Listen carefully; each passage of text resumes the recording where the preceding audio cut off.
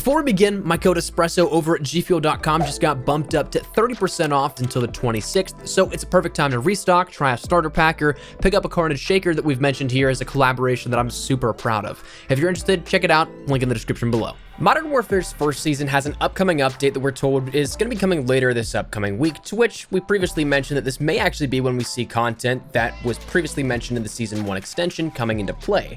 While that's unconfirmed and just an educated guess, the topic of weapons that we'll be seeing very soon is something that popped into my head and that I wanted to discuss with you here while we're kind of in this downtime for COD and Modern Warfare. While there's not really too much to push otherwise what could be scheduled discussions back with things like an update or DLC content, I think it's a solid time to discuss near future DLC weapon additions that you can expect to see, when you can expect to see them, and likely how they'll be added into the game for each of them.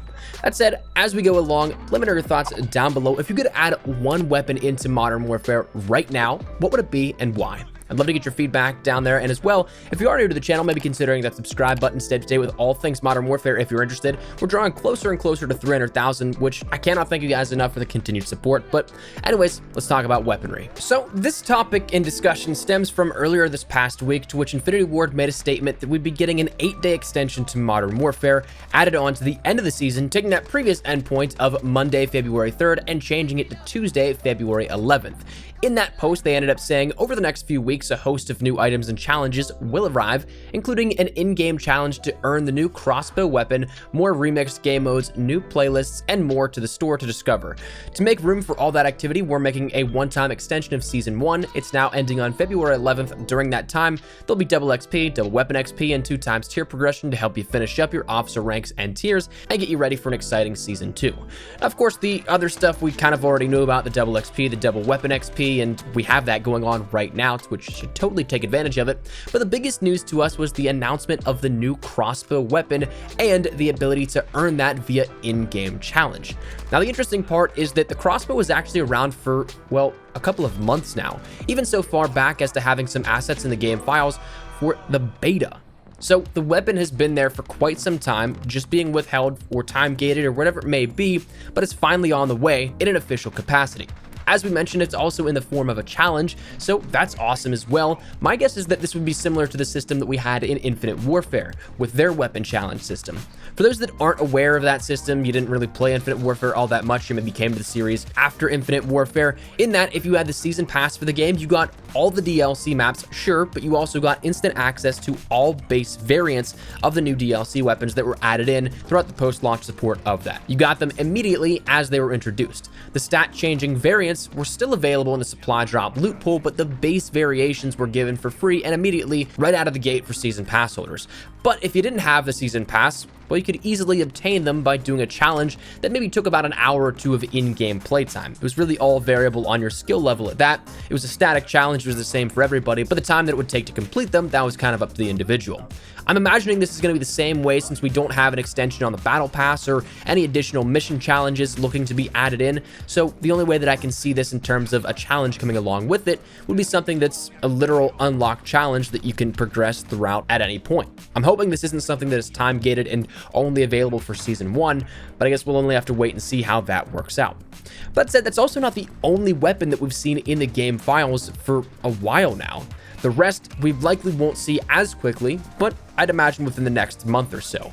Along with the Crossbow, we've also seen the inclusion of the Chris Vector, as well as a grenade launcher, which looks to be named the SA-24 Grinch Infrared Sam, though in all actuality, the model is that of the M32A1, but we'll talk about that discrepancy in just a little bit. First, let's talk about the Vector, the one that I'm sure that when you hear that, you can't wait to get your hands on, and I'm right there with you. As with the Crossbow, the Vector and a launcher were available even back before the launch of the game, with data dumps from even the beta game files. Obviously, we haven't seen them yet, and we don't have any real mention of them because to the general public they don't exist, but they close out the build of the game files that are unreleased weapons as of right now. As we end up getting more updates with further builds of the game, we can expect to see more progress and see more hidden on the back end that, again, isn't visible to the public, but for the time being, until an update that adds more Season 2 content and beyond is added to the game, this is what we're left with, but it provides a decent framework for what the immediate future of the game holds. Statistically speaking, there's no real solid information which we can take that the Vector is comparable variables, say in fire rate, the ADS speeds. None of that stuff is made visible. There's nothing that really points to any of the specific stats, at least that I've seen so far. But as with the latest update, as of a month ago, update 1.12, well, there's actually some more up-to-date builds compared to when we first saw this back in the beta. Even further progressed than when we saw data miner Mr. Jarny force the weapon into gameplay around the time of launch for Modern Warfare. These include icons for various attachments that came along with the weapon, further denoting how far along the build is in its nearest to completion state and almost ready to go.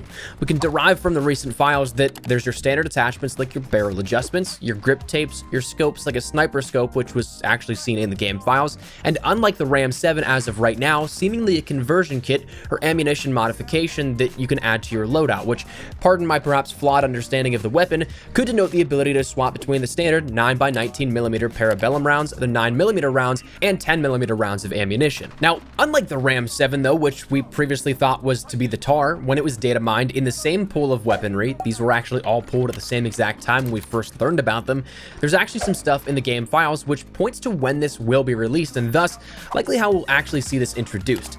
Without naming too many specifics, because I'm not entirely sure everything I can talk about when it comes to stuff like this, there's a few things in the current build of the game that point towards Season 2 content in the files. Thus, I think it'd be a safe and a right bet to say the Vector will be coming along at that point.